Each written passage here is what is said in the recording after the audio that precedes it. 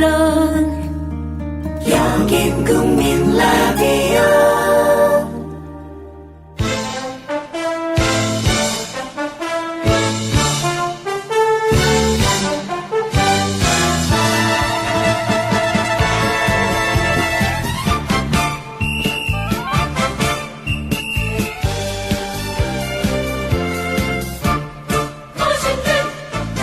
팟캐스트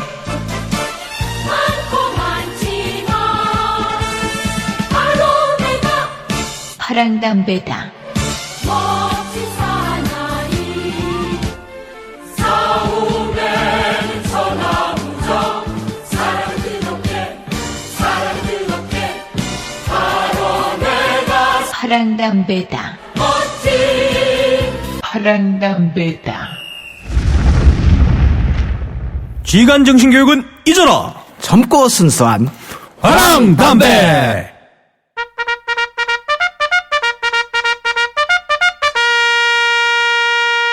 네, 안녕하십니까 애청자 여러분. 한 주간 잘 지내셨습니까? 자, 이제 4월이네요. 4월이 되면 나들이도 많고 야외도 참 많습니다. 근데 항상 이럴 때 꼭 찾아오는 불청객이 있죠. 예, 봄철 안전사고입니다. 오늘은 그 군에서 배운 생존 기술이란 주제로 전쟁이 어떻게 살아남을까라는 주제로 한번 진행을 해보도록 하려고 합니다. 오늘은 특별히 도시 생존이라는 독특한 연구를 하시는 초대 손님도 한번 모시기로 했는데요. 초대 손님은 일단 나중에 뒤로 좀 하기로 하고 먼저 저번 방송을 한번 우리 또 댓글들이 올라왔으니 댓글 소개를 좀 하고 넘어가도록 하겠습니다. 자, 점등님. 예, 젊고 순수한 덕 이동훈입니다. 저번에 그 많은 분들이 그 댓글을 써주셨는데 제일 인상 깊은 댓글이 장군의 아들님. 네. 예, 무려 수십 장의 이 해외 전투식량 사진을 소개해 주셨는데요. 보기만 해도 침 넘어갔습니다. 완전히 그 요새 말로 윗골싸들이었어요. 윗골싸들. 감사합니다. 그 완전히 그분은 도회 수준으로 풀칼라 사진을 올려주신 것도 있지만 설명도 기가 막히고. 그죠. 전문 지식이 솔직히 우리보다 훨씬 더 높겠다라는 생각이 들 정도로. 언제 한번 초대해 볼까요? 그렇죠. 언제 한번 꼭 모셔야 될 것 같아요. 좀 깜짝 놀랍니다. 장군의 아들님. 요즘에 신흥주자예요. 댓글에. 어허. 네. 자, 우리 육덕님. 네, 육중한 덕후 이치현입니다. 네. 아하님, 이번 방송 화랑담배 먹방이었나요? 네, 그렇습니다. 그리고, 탄젠트님도 장군의 아들님 이어서, 각종 전투식량 사진들 올려주셨는데, 네. 이분은 아예 방송이 끝나자마자 바로 올려주셨습니다. 아, 예, 신속하게 올라오더라고요. 네, 바로 올라왔어요. 깜짝 놀랐습니다, 저도. 뭐 미리 알고 있었는지도 몰라요. 첩자 있나? 그러게요. 하여튼 그 두 분들 방송 통해서 다시 한번 댓글, 훌륭한 댓글을 감사하다는 말씀 제가 전해드리고 싶습니다. 자, 그러면 오늘 초대 손님 한번 소개를 좀 부탁드리고 싶은데요. 자, 점등님 간략하게 부탁드릴게요. 예, 오늘 모실 초대 손님은요. 예, 도시 생존 연구가 우승엽 선생님이십니다. 이분은 그 특전사 제대하셨고 저서로 그 재난시대 생존법이란 책이 있고요. 네. 다음 카페 생존 21시에서 그 재난이 벌어졌을 때 그 생존하는 방법 이런 거를 그 연구를 하고 계십니다. 그리고 네. 2012년 킨텍스 보안 엑스포, 2013년, 2014년 코엑스 방재산업전에서 도시 생존 체험관을 운영을 하셨습니다. 이야, 네. 그 개인이 그렇게 하시기가 상당히 어려운데 대단하시네요. 예. 자, 오늘 그런 또 훌륭한 분을 모셨으니까 힘차게 우리 박수로 한번 맞이해 볼까요? 자, 박수! 네, 안녕하세요. 코난 우승엽입니다. 재난시대 생존법 저자이고요. 도시에서 큰 재난이 터졌을 때 어떤 살아남을 수 있는 생존 방법들을 연구하는 연구가입니다. 반갑습니다. 예, 반갑습니다. 일단 뭐 이동훈 씨 양력 소개도 들었고 본인 이야기를 제가 들었는데 우선 제가 제일 여쭙고 싶은 게 개인 자격으로 아까 그거 하기도 상당히 어려웠을 겁니다. 그리고 일반적으로 우리가 그런 정보를 획득하려고 그러면 군에서 어떤 그런 교육을 조금 받거나 그런 계기가 있어야 될 것 같은데 군에서 어떤 직책과 어떤 임무를 수행하셨는지 그리고 어떤 교육을 또 체험을 하셨는지를 제가 먼저 한번 여쭙고 싶습니다. 네. 예. 특전사 어떤 병 출신입니다. 그래갖고 네. 그쪽에서 또 공수훈련이나 어떤 해상훈련, 동계 산악훈련 같은 것들을 이제 기본적으로 이제 받아봤고요. 네. 그때 어떤 받아봤던 훈련들을 가지고 이제 사회생활 하면서 네. 좀 관심을 가져갖고 네. 좀 폭력기제 쪽 저쪽 연구도 하고 또 어떤 재난영어 쪽 이상하게 관심이 가더라고요.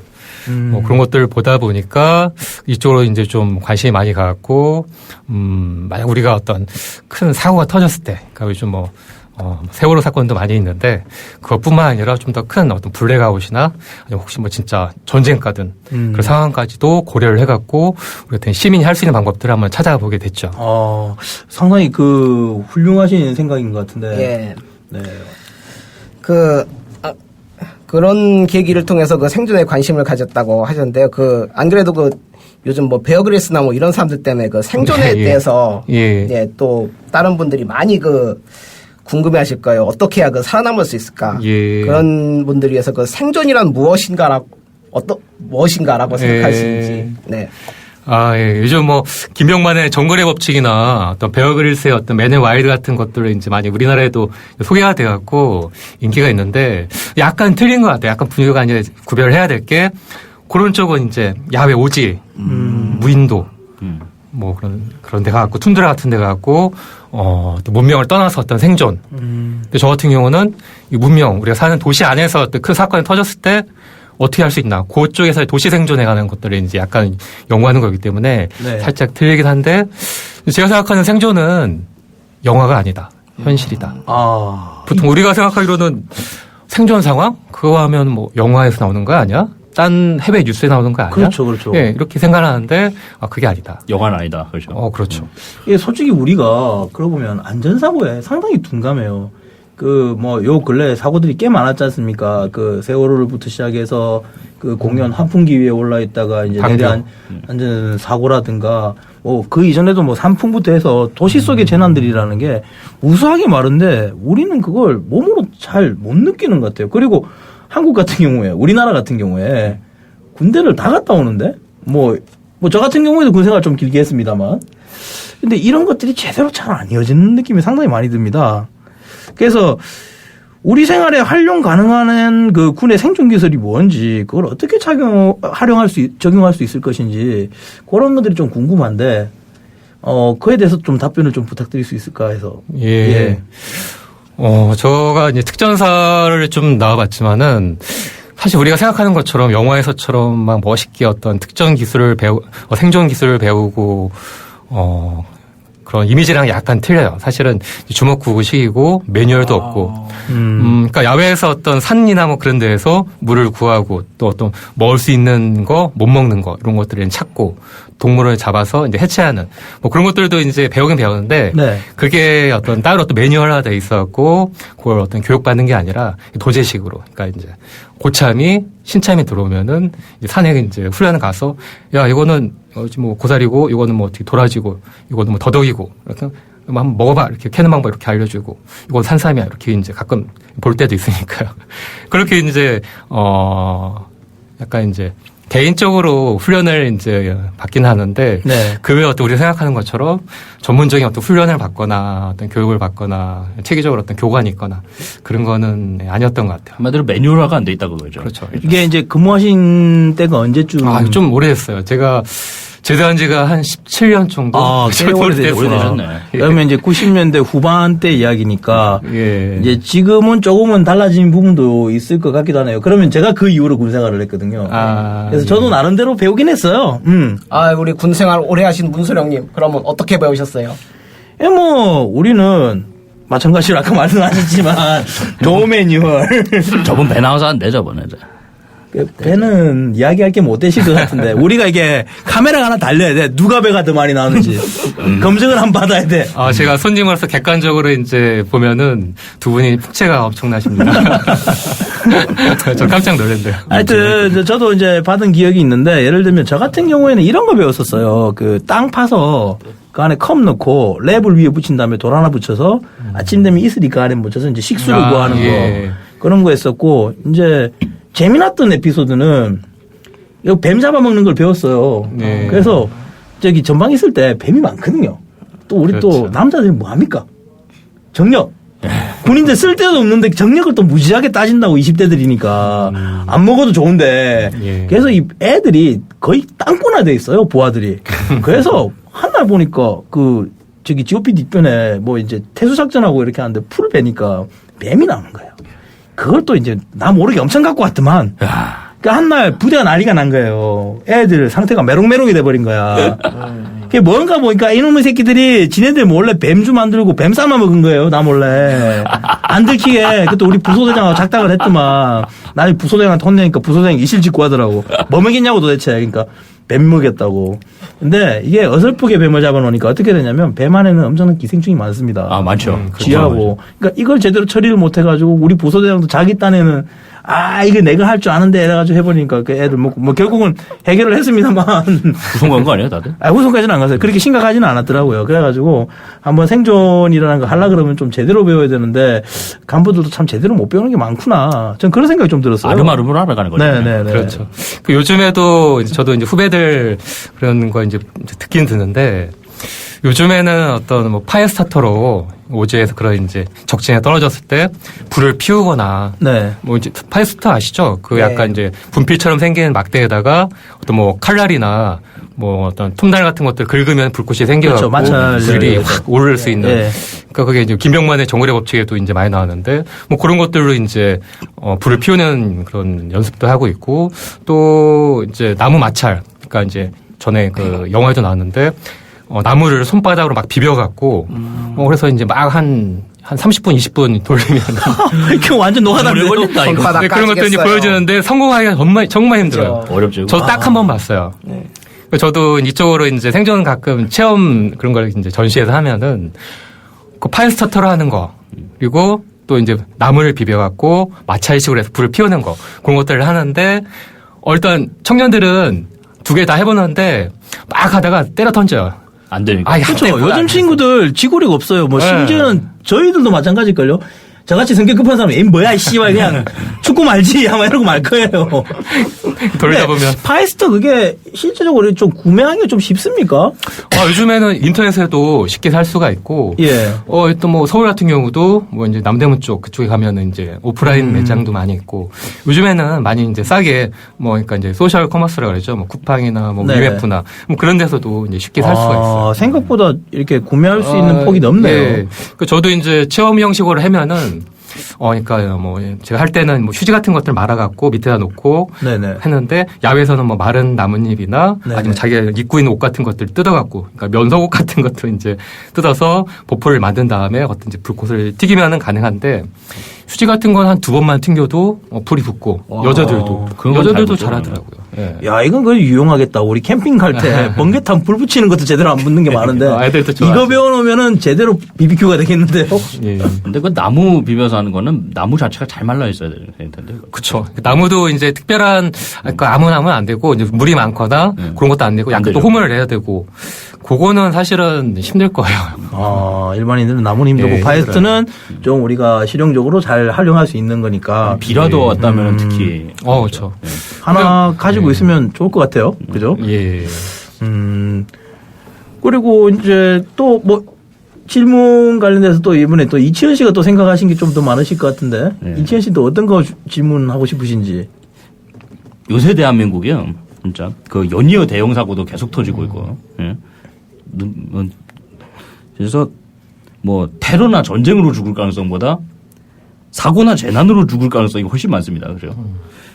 이런 시대에 우리가 준비해야 될 거 그리고 뭐 자세 이런 거는 뭐 어떤 것들이 있을까요?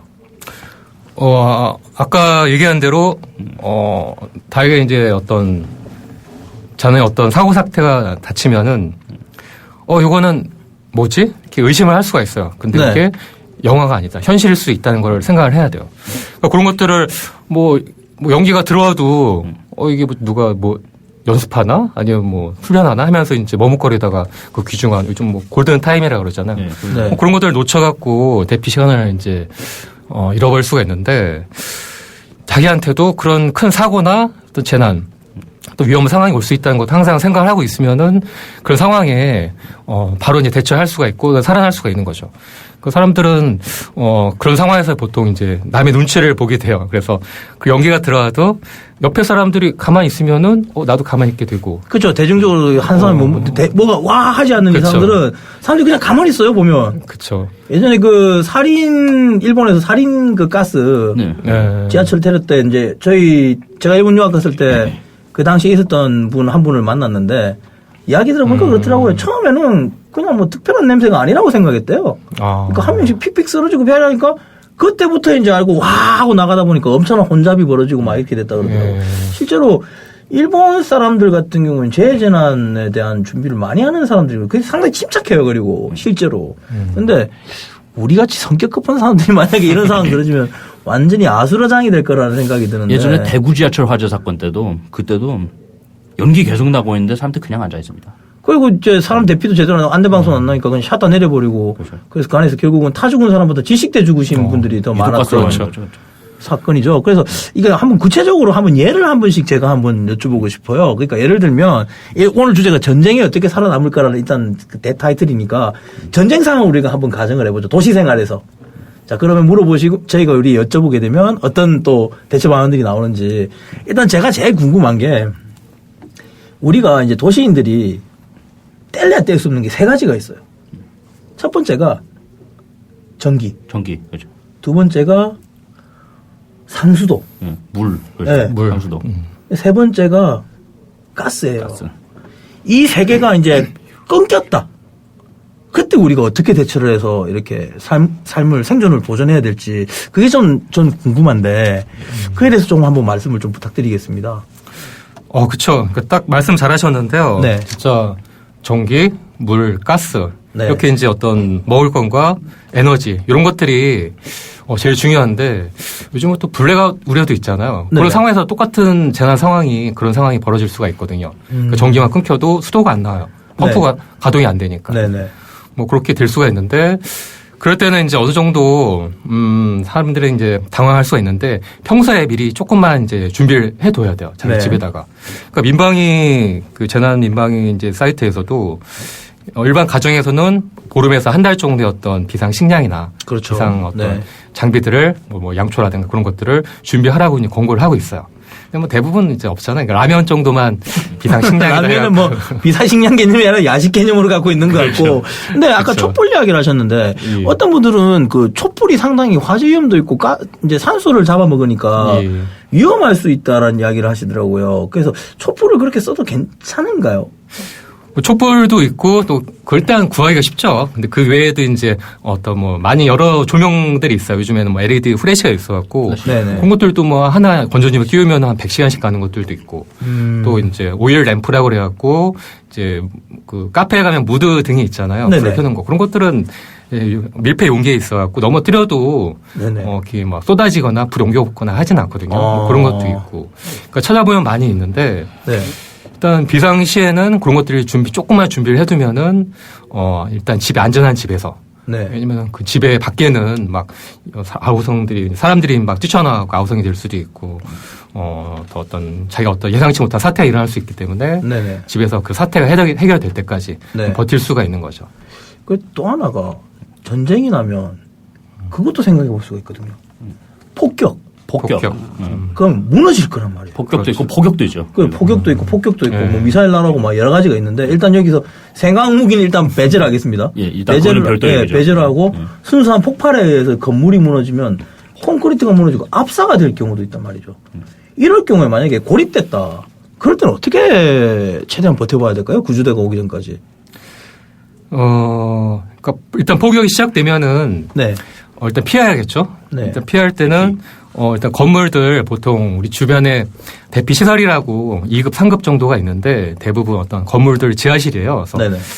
아파트 지하 주차장일 수도 있고 건물 어떤 지하실일 수도 있는데 그쪽으로 빨리 대피를 하셔야 됩니다. 그리고 지하철 같은 경우도 안전한데 지하철에서도 일반 지하철보다는 어떤 환승역 거기는 더 깊어요. 그래서 폭격에서 이제 더 안전할 수가 있고 또 네. 주위에 어떤 뭐 식당이나 네. 편의점 그런 것들이 있어갖고 거기서 약간 좀 고립이 돼도 오래 이제 좀 버텨야 될 상황이더라도 그런 것들 거의 그 안에 있는 음식 같은 것들로 먹고 좀 더 버틸 수가 있죠. 그 말씀 듣니까 생각나는데 그 2000년 때 영국에서는 1인용 방공호를 만들어서 팔았어요. 아, 예, 그건 저도 기억이 예, 나요. 그 속에 들어가 있으면은 그 집이 무너져서 자네가 덮쳐도 안 죽거든요. 그 심지어 얼마 전에 일본에서는 그 1인용 방주가 나왔어요. 예. 쓰나미에 걸리면은 집 주차장에 위치시켜 놓고 그게 뚜껑 닫고 들어가면 그 사람이 이렇게 페달을 뭘 돌리면 자가 발전도 되고 그렇게 등도 나오고 그 산소도 어느 정도 저장이 돼 있고 옥시겐 마크 옥시겐 그 탱크가 있어가지고 한 30일 정도 표류가 가능하게끔 그렇게 만들어졌다 그러더라고요. 근데 우리는 뭐 쓰나미도 일단 없으니까 신경도 안 쓰는 것도 있고 심지어는 방공호도 예전에 우리가 어릴 때 초등학교 다닐 때보다 더 교육도 안 돼 있는 것 같고 구비도 잘 안 돼 있다라는 느낌. 요새 학교 다니는데 방공호 뭔지 모를 겁니다. 그러니까 건축법에도 아마 그런 게 안 들어가 있는 것 같아요, 느낌이. 그죠? 그러면 이런 것도 하면 제가 궁금한데, 예전에 삼풍백화점 때, 엄청 오랫동안 고립됐다가 살아남으신 분들이. 30일까지. 예. 이름도 기억납니다, 심지어는. 그분 같은 경우에는 이 종이를 뜯어먹었다 그러는데, 그게 어떻게 해석이 가능한 겁니까? 종이에도 어떤 영양분이 있는 건가요? 저는 그거 모르겠고 예. 자기 어떤 소변을 받아서 먹었다는 그 기사를 봤었거든요. 예. 제가 하나 말씀드리면 그때 네. 그 건물 붕괴가 되면은 그 분진이나 그런 것 때문에 물을 뿌리잖아요. 네네. 그 물을 받아 먹고 살았다고 합니다. 예. 식수로. 네. 그렇군요. 제가 또 듣기로는 이런 것도 있더라고요. 그러니까 그 마분지 종이 있지 않습니까?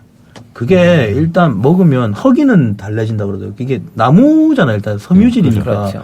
그게 팽창해서 포만감을 주는 것도 있고 그 나무의 껍질에도 어느 정도 탄수화물이 좀 남아있답니다. 네. 물론 그 포장되어 있는 인쇄된 페인트는 납성분이긴 한데. 벌프도 있습니다. 예, 일단은 그 상황에서는 일단 사람이 최소한의 대사량을 유지하기 위해서는 어느 정도 도움은 된다라는 이야기를 하던데 그러면 제가 하나 여기서 궁금한 게 만약에 그 허기진 거를 대체해서 이렇게 포만감을 느낄 수 있는 그런 것들도 있습니까? 예를 들면?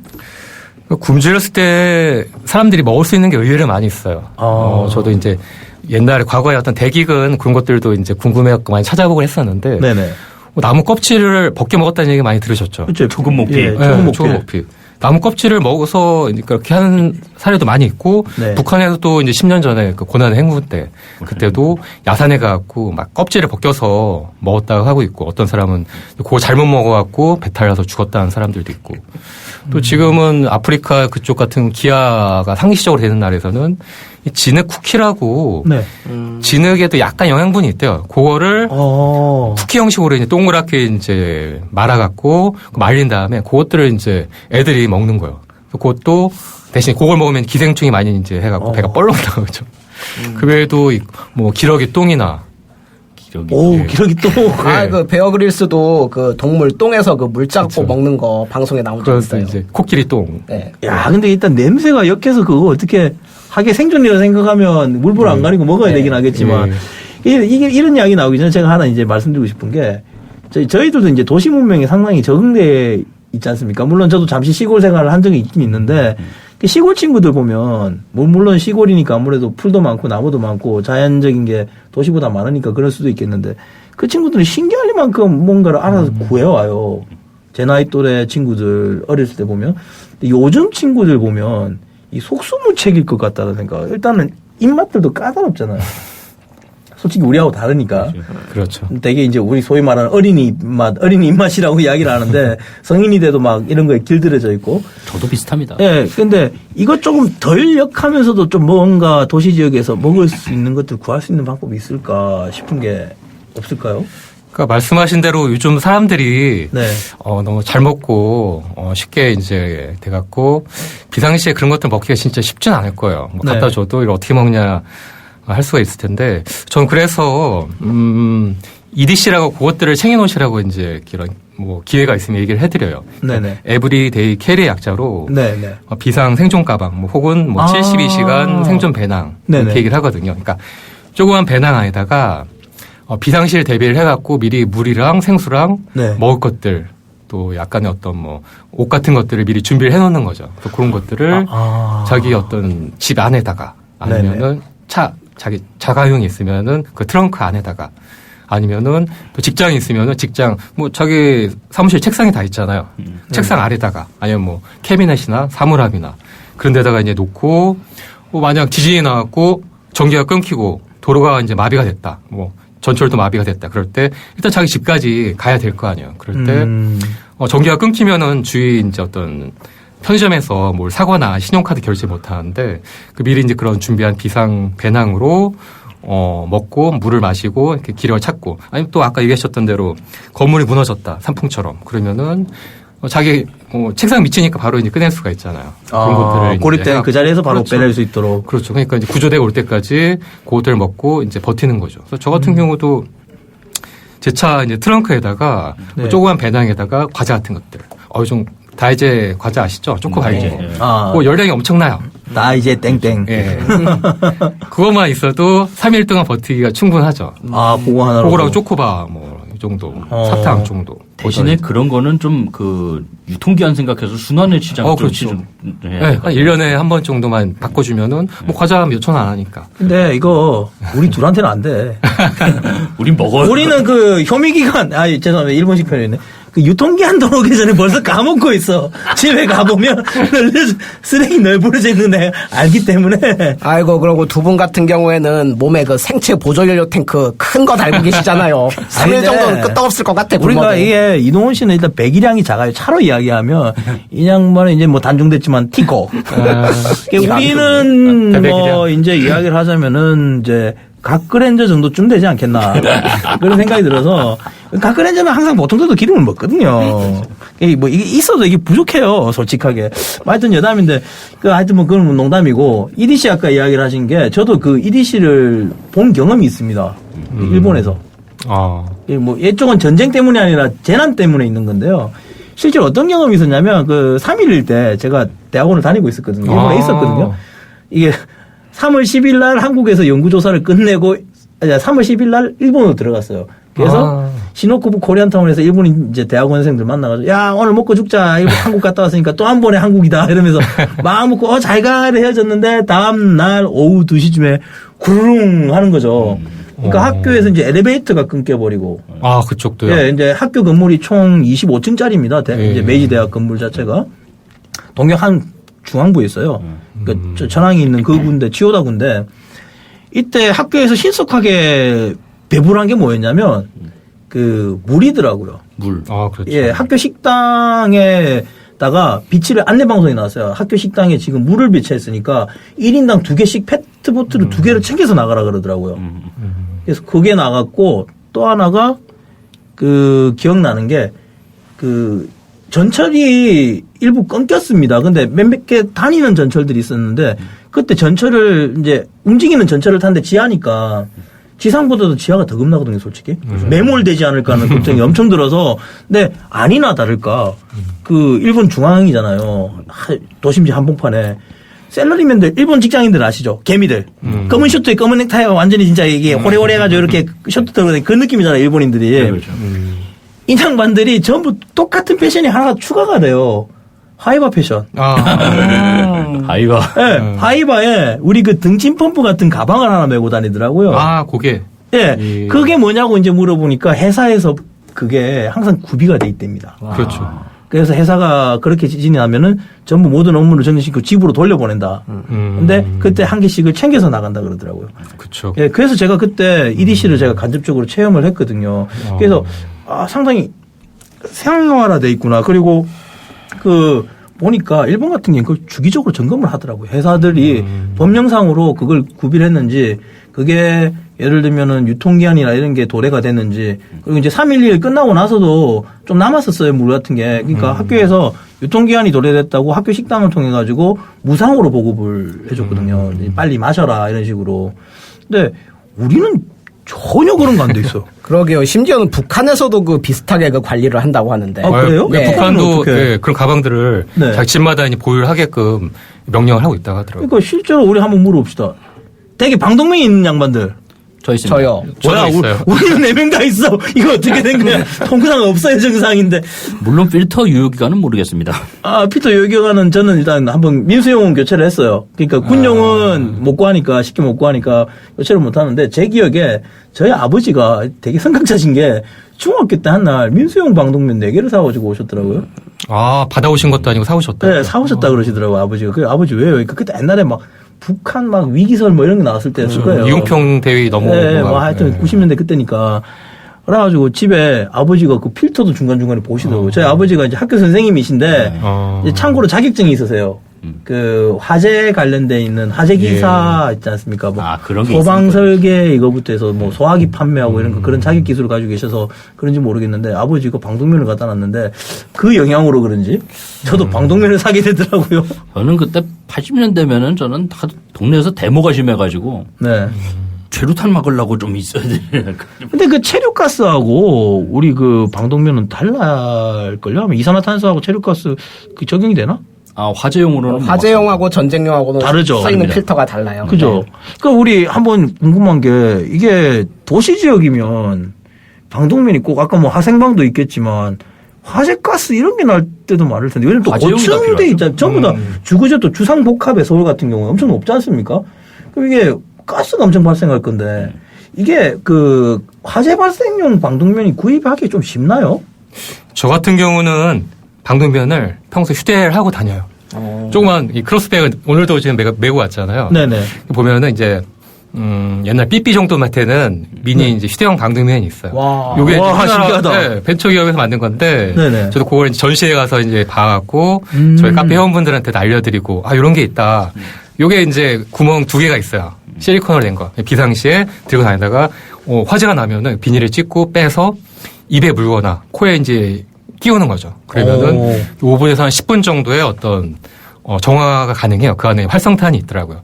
그게 이제 우리나라 벤처기 만들어갖고 뭐 수출도 많이 하시고 또 이제 그런 방독면도 있고 또 그 외에 어떤 이마트나 그런 대형마트에 가면은 네. 요즘도 한 2만 원 정도 되는 생활 방독면이 약간 더 이제 세련되게 옛날에 보면 두건식으로 돼 있잖아요.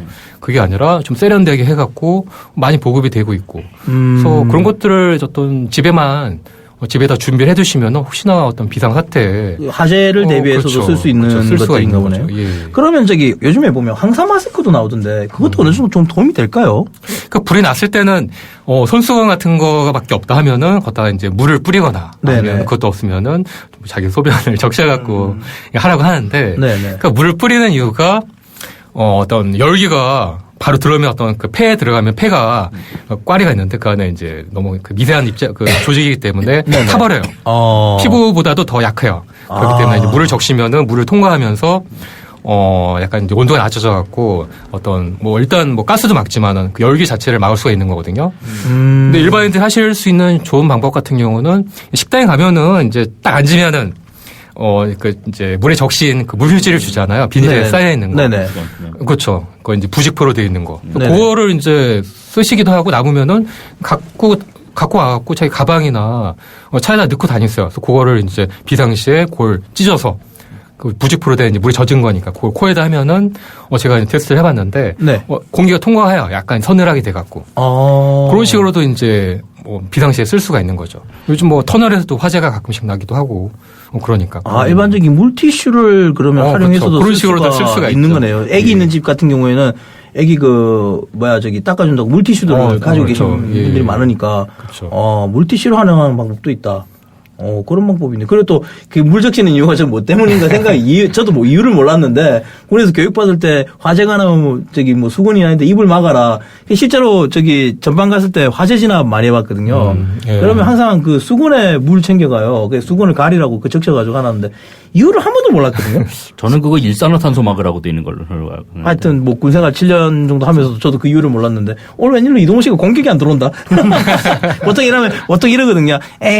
이거 뭔 사장님 군생활 7년도 해가지고 그런 것도 모르셨어 이러면서 막 이렇게 젊고 순수하게 공격을 하시는데 오늘따라 조용하시네. 워낙 우리 우 선생님께서 그 주옥 같은 말씀을 많이 하셔서 열심히 받아 적었다가 집에 가서 써먹으려고. 네. 이제 뭐 결혼하신 분이니까 더 그러실 거예요. 우리는 이제 미혼이니까.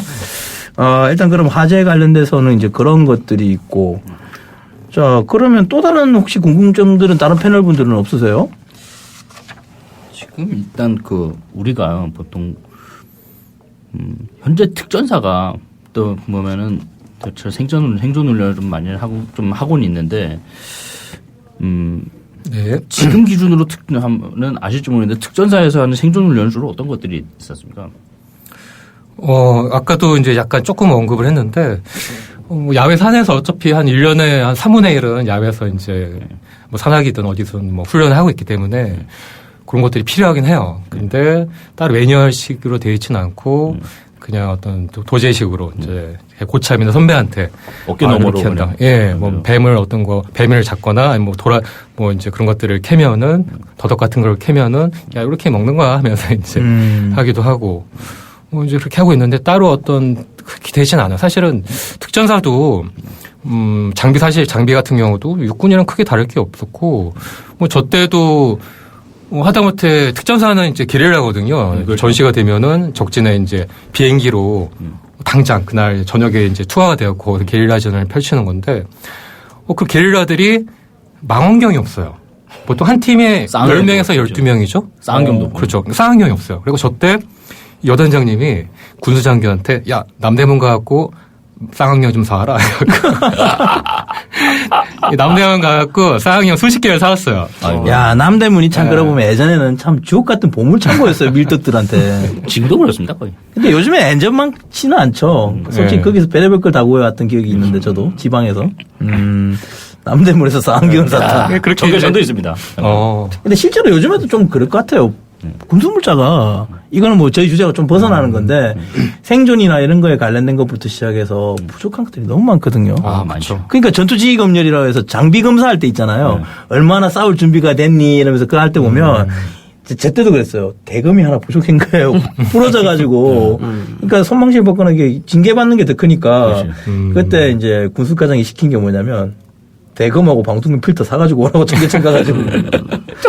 거기 흘러 들어가는 게 많이 있죠. 네, 저도 이제 그런 기억이 나네요. 심지어 거기 어느 분한테 얘기하니까 몇 개 필요한데? 그러시는데. 네, 그러니까. 그게 군수 선임하사들이랑 그쪽 상인분들이라고 아는 게 루트가 있을지도 몰라요. 그러니까 그 커넥션 한번 사실 뽑아야 제가 돼. 다음에. 말하고 싶은 게 있는데 못 말하고.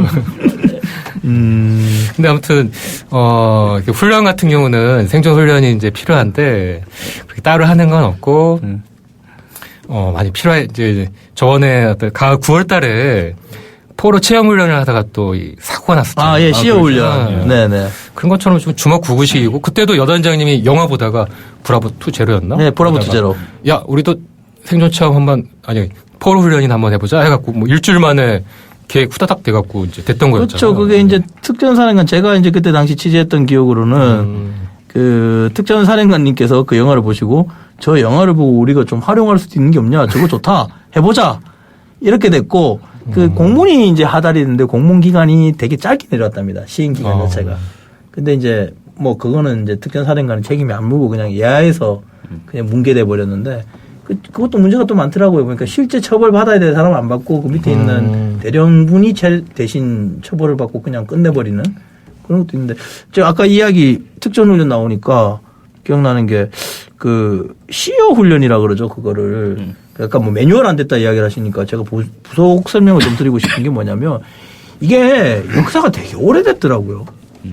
외국 같은 경우에는 이게 거의 1차 세계대전 후반부터 이게 꿈틀거리기 시작해서 2차 세계대전 때 정립이 됩니다. 정립이 되고 그 본격적으로 완전히 과학화돼서 센터가 이루어져서 연구가 이루어지는 거 월남전 이후더라고요.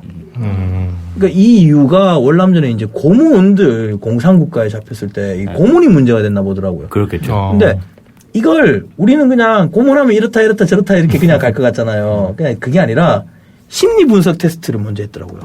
미국 같은 경우에 심리연구센터가 있어서 하는데 그게 보니까 이게 고문을 견디는 게 사람 체력하고 아무런 상관이 없답니다. 체력적인 게 심리적인 안전도래요. 내가 그래도 쟤가 안 불겠다 이런 심리적인 그걸. 그러니까 이 시어 훈련의 주 목적은 심리적인 극복인데 한국군은 그게 아니라 그냥 체력적으로 버텨라는 식으로. 그냥 굴리는 거지 말 그대로. 네, 이제 그렇게 됐던 건데 이게 솔직히 중요하긴 엄청 중요하거든요. 시어 훈련 자체가 특전사가 좀 솔직히 예전에도 이 비슷한 걸 했다가 안 했고 지금 특전사가 세계적인 어떤 특수부대로 발돋움하려면 꼭 해야 될 훈련인데 그러니까 실제적으로 문제가 됐던 게 얼마나 우리가 무지했냐면 폴리에스테제 그 비닐로 된 신발 주머니를 공기도 안 통하는 거. 그러니까 이게 숨 참으라고 하는 게 아니거든요. 이게 심리적으로 참으라는 건데 그랬으니 이게 얼마나 안타까운 이야기입니까? 하여튼 좀 저는 그런 부분들 좀 문제가 상당히 있는 것 같아요. 혹시 그 있으실 때 아까 뭐 매뉴얼 이야기했는데 정말 매뉴얼 아까 이야기하신 게 저는 진짜 와닿는 부분이 이렇거든요. 저도 군 장교 생활 이렇게 하면서 느낀 게 뭐냐면 진짜 매뉴얼 없다. 교본 조금 요 뒤에 뒷면에 약간 나와 있고 몇 페이지 안 됩니다. 네, 없어요. 심지어 저 같은 경우에 그 이제 적지 탈피 및 도피 훈련이라는 걸 했었어요. 도피 탈출. 그렇죠. 도피 탈출.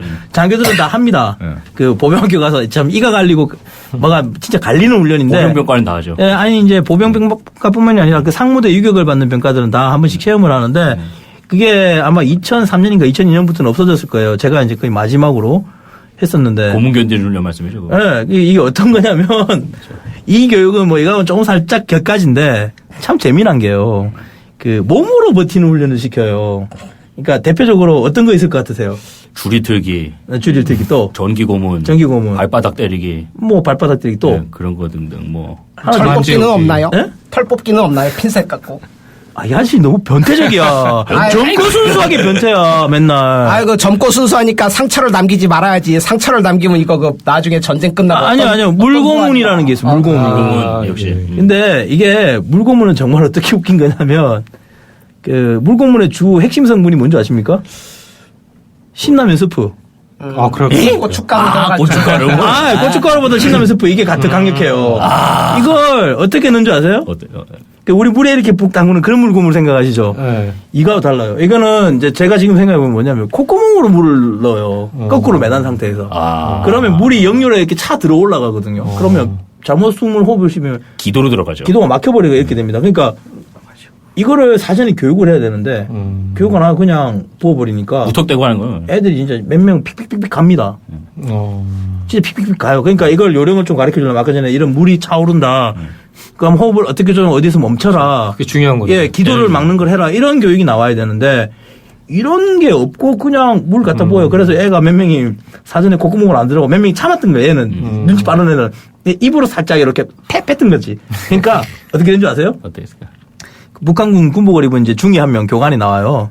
이 악질 반동새끼 신성한 백두산물을 빼놨다고 천지물을 빼다 하전사 동지들 날래주시라 특별 대우로 모시가서 이러면서 끌려가가지고 어떻게 됐느냐 그 의자에 앉혀놓고 TA312 아시죠? 아까 전기고문 이야기했는데 네. 전기고문에 야전전화기 자동. 예, 야전전화기 일명 딸딸이라 그럽니다. 이상한 야한쪽으로 생각하지 마세요. 따글따글 돌려서 소리가 딸딸인 건데 다 아실 거야. 아마. 자석식 야전전화기. 그거 전식 가닥을 뽑아서 그냥 붙이는 것도 아니고 요 민감한 손톱 끝에다 끼워요. 그것도 아파. 그 물 발라가지고. 그렇지.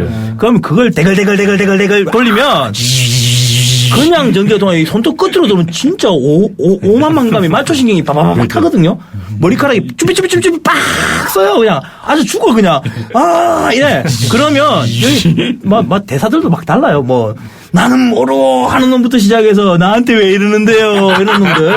이제 그 와중에 동무에게 선물을 주가서 이러면서 내 끝에 줄이를 끼우는 거예요. 그러면 이치현 씨 몸무게 뭐 한 110kg쯤 나가는 그런 덩치 키 한 190 되는 새끼가 위에 올라가서 와자끈 눌러버려요. 그러면 우와 전기고문인지 줄이인지 구분이 안 가. 근데 이것도 정말 너무 무식한 게 근육의 긴장도가 들어가면 근육이 힘을 풀어준다든가 이렇게 해서 덜 고통스러운 걸 가르쳐줘야 되는데 이런 교육이 없어요. 전기 교육도 왔을 때 어떻게 참아내야 되는 게 분명히 외국군은 그게 있습니다. 전기 그렇죠. 볼트가 들어왔을 때 어떻게 호흡을 한다든가 어떻게 하면은 전기적인 고통을 좀 덜 느낀다는 게 매뉴얼에 있는데 없어요. 그거 제가 볼 때 그 시점에서 없어진 게 이유가 있는 것 같네요. 예, 그러니까 그 다음에 사고가 났어요. 사고 나서. 예. 그렇죠. 그 계속 그 주먹구구식 교육의 그 문제점이 나오는데 그 외국 같은 경우에 그 아까도 얘기했던 그 베어 그릴스 같은 사람들이 그 군에서 배운 생존 기술을 막 가지고 그 민간에 전수를 하잖아요. 네. 우리나라 같은 경우에 그게 안 되는 게 어떤 그 매뉴얼이나 뭐 이런 체계화 이런 게 안 돼서 그럴까요? 그쵸. 외국에는 그 베어그릴이나 뭐 어떤 그런 쪽으로 이제 군 제대하신 분들이 이제 생존 교관, 그러니까 민간에서 어떤 TV에도 출연하시고. 네. 그 영화 쪽으로 많이 이제 어떤 지도도 하시고 그런 게 많이 있어요. 책도 많이 쓰시고. 근데 우리나라 그런 게 사실 없거든요. 그게 사회 분위기인 것 같아요. 그 사회 분위기가 이제 뭐냐면은, 그러니까 안전에 대해서 좀 약간 등한시하고 무시하고 또 약간 그 정도는 감수를 해야 된다. 이렇게 돼 있고 또 뭐 설마 이렇게 뭐 어떤 큰일이 터질 것 같다. 그런 위기가 이제 보여도 설마 하니까 그런 사회 분위기 때문에 그런 좋은 기술들을 갖고 있는 사람들도 따로 나와서 또 요구가 없으니까 뭐 요구가 있어야 뭘 할 거 아니에요. 피드백이 있어야지. 근데 그런 게 없으니까 그냥 사장이 되고 있고 저도 그런 게 되게 아까워요. 그래서 지금 요즘 이제 제 친한 분 중에도 그 이제 코브라 전투헬기 출신의 그냥 TV에 나왔는데 아실 거예요. 그 김정도 씨라고 그 생존의 달인에 나오셨던 분. 네. 예, 그분이 이제 무인도에 가고 어떤 생존 역할을 잘 하시고 그런 분들이 이제 나온 것처럼 TV에서 나오셔갖고 어떤 생존의 어떤 기술 같은 것들, 스킬들을 네. 잘 재밌게 이렇게 알려주셨으면 좋겠는데, 이제 아직은 지금은 우리나라는 시작인 것 같아요. 외국이나 유럽이나 미국 같은 경우는 그런 분들이 많이 있고, 또 실질적으로 재난 지도사라고 그래갖고, 큰 재난이 터지면은 그런 분들이 이제 앞서 나와갖고, 대피 방법이나 집에서 어떤 좋은 어떤 식량이나 물을 이제 준비하는 방법들, 이런 것들을 알려주시거든요. 그래서 그런 것들이 필요한 것 같고, 이렇게 이런 방송도, 이제 이런 전문가분들도 그렇게 이제 조금씩 기술을 알려주시면은 큰 도움이 될 것 같아요. 아마도 그러니까 온 나라가 총체적으로 완전 물감증에 빠져 있는 그런 거죠. 그렇죠. 그 실제로 예비군 훈련 가면요. 저 솔직히 예비군 교육 많이 시켜봤잖아요. 그 향방잡개라든가 이렇게 하면 동사무소 주변에 초등학교 모여가지고 이렇게 예비군 훈련 하잖아요. 그렇죠. 그러면 그 과목이 몇 가지가 있는데 뭐 목진지 전투도 있고 여러 가지가 있는데 저 솔직히 뭐 이 예비군 주제를 이야기를 했지만 예전에 한번 솔직히 그렇게 별로 중요하지는 않아요. 그 과목은. 근데 그렇죠. 정말 예비군 과목 중에 중요한 게 하나 있습니다. 응급조치. 이것도 도시 생활이거든요, 솔직히. 그렇죠. 그러니까 예를 들면은 그 우리가 뭐 부목을 만든다 이런 거는 군하고 민간하고 상관없어요. 그 전쟁하고 재난하고 공이 있을 수 있고. 그렇죠. 그러니까 옷을 어떻게 감아서 고정을 하면 된다라든가 그런 것들. 그래서 되게 그런 교육도 실리적인데 이게 솔직히 조금 아쉬운 게 뭐냐면 저도 교육을 시킨 입장이었지만 그 간부들이 제대로 된 매뉴얼이 없어요. 그러니까 예를 들면 RCY라든가 뭐 적십자 연맹이라든가 이런 데 가가지고 이제 구조 요청을 자격을 따서 오라는 그 지휘관들도 계세요. 저희 연대장님 같은 경우는 좀 그런 걸 좀 강조를 하시고 실제로 제대로 가르치자. 아니면 그게 안 되면 저기 소방서나 이쪽에서 초빙을 해가지고 우리가 교육을 듣자. 그래서 저희 같은 경우는 좀 제대로 했고 지금 저도 아직까지 그 심장 제세동기라든가 저기 이제 심폐소생술은 저는 아직도 정확하게 기억을 하는 편인데 이 상당히 중요한데 이런 교육들도 지금 보면 예비군훈련 제가 예전에 한번 받아본 적이 있는데 저희 동네 아니고 저 밑에 있는 지방에서 그 제대로 안 돼요. 이거라도 제대로 되면 심장 먹거나 호흡 멎은 사람들 구할 수 있거든요. 그 요즘에는 그 성인병 이런 사람들도 많아서 애기들도 이렇게 경기 이러다 쓰러지면 자기 애기 살릴 수 있는데도 못 살리는 거거든요. 그렇죠. 그러니까 이런 제도도 많아요. 따지고 보면 한국은 예비군이나 민방위 훈련, 뭐 물론 민방위 훈련 좀 형식화된 부분이 있는데 하다못해 예비군 훈련은 정형화돼서 하고 있으니까. 아, 민방위에 대해서 제가 한 말씀드리는데 제가 작년에 민방위 그 1차 교육을 갔습니다. 네. 근데 갔는데 가장 그러니까 거기서 나름 그러니까 보라는 도움이 된 그런 거는 완강기 사용법을 가르치더라고요. 아, 완강기. 네. 그러고 보니까 완강기 얼마 전에 사고로 한번 저기 장교 한 명 사망했었죠? 공군 장교인가? 육군 장교인가 한 명이? 예전에 네. 경기도 지역의 모텔에서 완강기로 탈출하다가 아마 추락을 한 적이 예, 추락해버려서. 완강기가 거기서 민방위 때 제가 가르치기로는 어떻게 되냐면 한 명만 묶어야 된다고 합니다. 아, 여러 명 한 명만 가능하네요. 네, 한 명만 가능합니다. 그 2명 이상 하게 되면은 떨어집니다. 그럼 2명 이상 투숙하고 있거나 이럴 때는 어떻게 해야 돼요? 완강기를 다시 올려줘야 되나요? 네, 그렇죠. 그거 몰랐네. 그냥 완강기 있으면 그냥 붙잡고 내려가면 되는 줄 알았는데. 다 그게 시스템이 돼 있거든요, 그게. 아, 한 근데 명이다. 이 완강기도요. 네. 이제 보셔야 되는 게 그 집에 아파트 같은 경우는 뭐 이제 좋은 건물들에는 뭐 네. 아파트나 건물들에는 완강기가 한번 쓰고 다시 이제 올라가요. 그래서 재사용이 가능한데 아, 네. 지금 모텔이나 좀 약간 이제 싸구려 산 데는 일회용이에요. 한번 내려가면은 끝이에요. 다시 이제 자동으로 말리지가 않고. 안전 기준 그런 게 뭐 있기가 어려울 거라서 아마. 아, 그 완강기 이야기 나오니까 솔직히 저희 아파트가 96년 건축이거든요. 지금 제가 살고 있는 아파트가. 근데 여기 집에 완강기 찾아 완강기가 없어요. 여자도 이제 그 9층인데 제가 23층 중에 9층인데 과연 여기 내려가려면 어떻게 내려가야 될까? 솔직히 저는 이제 이런 생각 해봤는데 이것도 가능한지 좀 여쭤보고 싶은 게 제 대학 다닐 때 지금은 술을 별로 안 마시는데 대학 때는 술꾼이었거든요. 술을 너무 먹고 싶어서 기숙사에 탈출을 한 적이 있어요. 그러니까 어떻게 탈출을 했냐면 그 방에 있는 커튼들을 전부 다 해소해가지고 저희 5개월실이었거든요. 5개월실에 한 층에 5개월실 커튼을 싹 다 재다 모아놔서 제가 먼저 묶은 거예요. 묶어서 내가 탈출하고 난 다음에 성공하면 너희들도 그거 잡고 내려오라 그랬는데 그 생각보다 강하게 버티더라고. 5층 정도에서는 일단 버텼는데 이런 것들 활용해서 내려갈 수 있을까요? 그게 매듭법이 따로 있는 걸로 알죠. 그렇죠. 매듭법도 있는데 네. 일단은 왕관기가 있으면은 좋죠. 그래서 이제 저희 회원 중에도 그 왕관기를 따로 사셔갖고 네.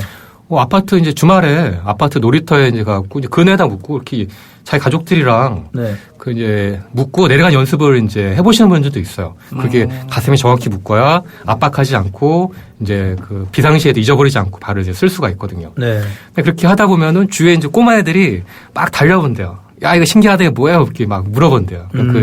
그분이, 아, 이거 왕강이고 불이 나면 요렇게 하고 탈출을 하는 거야. 이렇게 알려주면은 또 이제 걔네들이 재밌어하고 막 하다 보면은 또 걔네 학부모님들이 또 우르르 몰려온대요. 또 이제 그분들도 보기만 봤지만 사용법을 모르니까. 네. 그래서 한번 갖고 나가면은 그 일요일 전체에 한 6시간을 그냥 동네 주민들이 다 와갖고 막 보고 자기가 이제 해보고 막 그렇게 한다는데 근데 그런 것들도 이제 필요하고 또 막상 불이 나면은 굳이 1층까지 다 내려갈 필요는 없어요.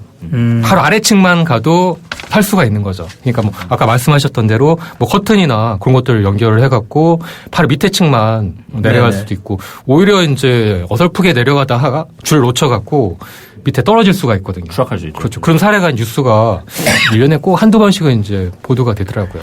이제 그리고 이제 제가 이제 궁금하고 싶은 건 이제 저도 이제 아까 CEO 훈련도 이야기했고 했는데 우리 군의 그 생존 기술 교육 뭐 전시든 평시 아까 그런 것들 이제 도시 생활들 이런 거에 적용할 수 있는 그런 기술들이 외국군과 비교해서 어떤 수준인지 뭐 아까 약간 중복될 수 있는 질문입니다. 그리고 문제는 뭐 아까 매뉴얼 이야기도 하셨지만 그 외에 또 다른 문제는 없는지 그걸 좀 제가 여쭙고 싶은데 어떻게 생각하시는지. 예. 그러니까 생존 교육 같은 경우는 뭐 비슷할 것 같아요. 뭐 특전사도 뭐 그렇게 하는 건 아닌데 그거보다는 아까 얘기하셨던 대로 뭐 군대에서 심폐소생술을 이제 배운다든가 어떤 뭐 총기나 어떤 폭발물 같은 것들을 교육을 한다든가. 아무튼 군대에서 그런 것들이 이 생존에도 사실은 크게 도움이 되더라고요. 네. 저희 회원이 이제 해외에도 계신데 한 회원분들 이런 얘기를 해주셨어요. 그러니까 91년도에 LA에 이제 흑인들이랑 한인들이랑 어떤 싸운 대폭동, LA 대폭동 사건 예, 아시죠? LA 예, 예. 공이죠. 네, 그렇죠. 그때 그분이 거기 계셨던 거예요.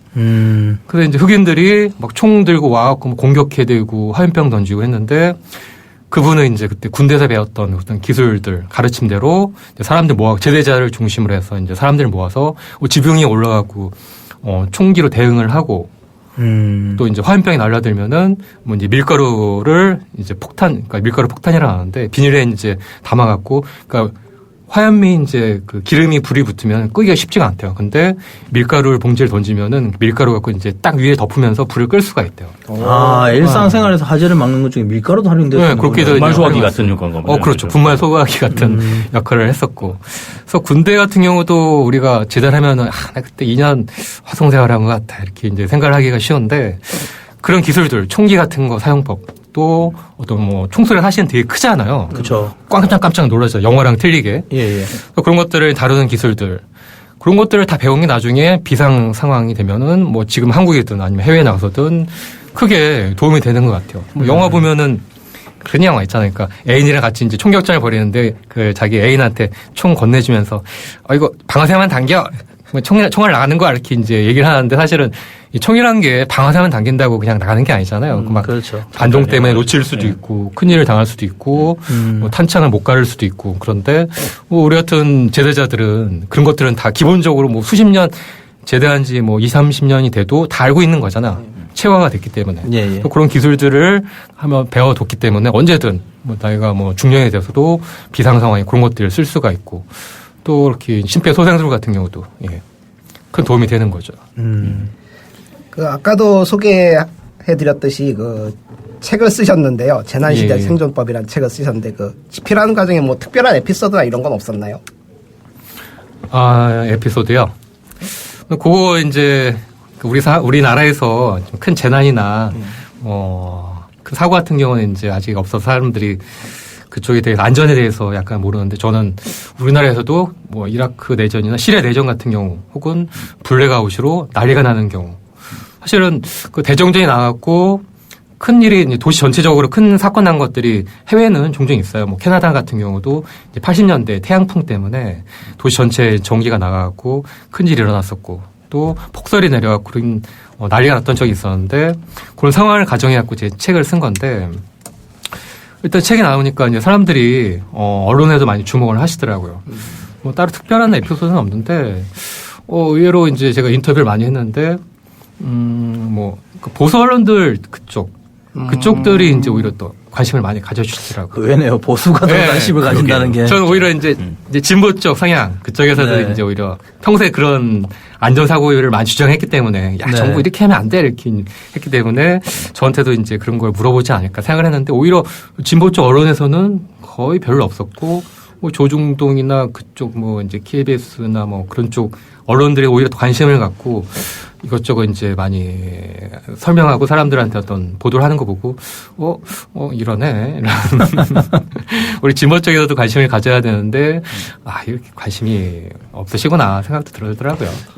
맞습니다. 그 이게 어떻게 보면 넓은 의미에서 안보예요. 생존이라는 것도. 그렇죠. 안전을 보장한다는 의미인데, 이거는 진보와 보수가 따로 없는 것 같습니다. 그리고 우리가 이제 보면 너무나 이런 거 안보를 싸우고 하는 군사적인 부분만 너무 한정했어요. 그렇죠. 이런 부분은 민간과 교류를 하고 중첩을 해도 되는 부분이거든요. 참 이런 부분이 그동안 안 됐다는 게 참 아쉽다고 좀 생각이 드는 것 같습니다. 말씀을 이렇게 여쭤보니까 저도 군 장교 출신이지만 몰랐던 게 많았고 그리고 의외로 우리가 활용할 수 있는 그런 지식들, 정보들도 참 많았고 그래서 이 방송 듣고 계신 분들이 이런 걸 좀 유념해 두셨다가 잘 활용하셨으면 좋겠다는 그런 생각이 들면서 일단은 초대 손님 이야기는 여기서 일단 마무리를 짓도록 하고 이제 우리 또 이제 끝날 때가 되면 항상 하는 게 있죠. 예. 다음 이제 방송 미리 예고를 해드려야 되는데 뭐 게시판에 일부 이야기를 해서 벌써 댓글이 올라오곤 있어요. 네, 다음 주제 좀 재미납니다. 우리가 지금 얼마 전에 그거 났었죠. 아시죠? 해군 장성이 골프장 캐디에게 음주까지는 아니면 가물을 요구했던 섹시한 춤을 춰봐라 뭐 이랬죠. 그런 거부터 시작해서 뭐 이 언론에 잘 안 나갔지만 그 육군의 모 대령이 이상한 뻘짓을 하다가 들켰다가 그냥 흐지부지된 사건도 있고 많죠. 그런 이제 높으신 분 말고 일반 우리 간부 중에서도 정말 뻘짓으로 우리 병사들의 정신과 육체를 정말 힘들게 만들어 주시는 우리는 이렇게 제목을 붙여보기로 했습니다. 보호관심장 간부들. 좋다. 네. 구타 유발자. 그렇죠. 보면 정말 인양반들 때문에 내가 저 사람들을 때리고 싶어. 근데 못 때려. 정말 구타를 하게끔 만들고 싶은 욕망을 불끈불끈 섞게 해주는 우리 구타 유발자 보호관심 간부들이라는 주제로 한번. 보호관심 사병이 아닙니다. 네, 보호관심 사병이란 말씀은 안 돼요. 네, 그렇죠. 보호관심 병이 아니라 구타 유발자 보호관심 간부라는 주제를 가지고 한번 이야기를 좀 풀어볼까 하는데 이미 댓글들이 올라왔지만 자기가 겪으셨던 소소한 내용들 어떤 내용이라도 좋습니다. 좀 많이 올려주시면은 저희가 방송에 좀 많이 활용하도록 하겠습니다. 무능한 사람 무능부터 시작해서 도덕적으로 파렴치 성적인 관념 없는 성적 수치심도 없는 파렴치 그런 사람들 많죠. 그리고 보급품 절취라든가 이런 것들 정말 멘탈적으로 도덕적인 양심이 없고 이런 사람들을 대해서 우리가 한번 집중적으로 한번 파서 한번 그걸 읊어야 될 것 같아요. 사고치고 나몰라라고 내뺀 뺑소니 지휘관들도 분명히 계실 거고. 있을 겁니다. 그렇죠. 아마 우리가 무궁무진해요. 솔직히 이거 하루 만에 다 될지는 모르겠지만 다음 일단 구체적으로 가도록 하겠습니다. 그리고 오늘 나와주신 우승희 선생님 정말 감사합니다. 네, 감사합니다. 자, 우리 마지막으로 이제 생존을 잘하자는 의미에서 오늘은 생존 철저라는 구호를 한번 외치면서 방송 한번 끝마쳐 보도록 할게요. 자, 제가 생존하시면 철저로 외쳐주십시오. 크게. 생존! 철저!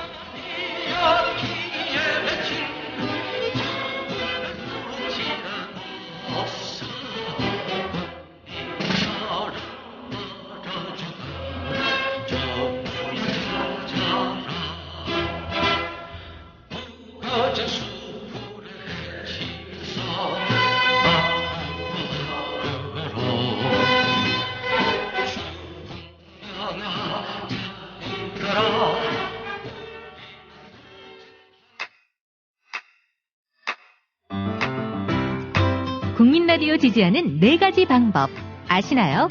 다운로드하기, 별점 주기, 댓글 달기, 구독하기. 국민 라디오를 보다 많은 이들에게 전할 수 있는 가장 손쉬운 방법. 다운로드하기, 별점 주기, 댓글 달기, 구독하기. 잊지 마세요. 다운로드하기, 별점 주기, 댓글 달기, 구독하기.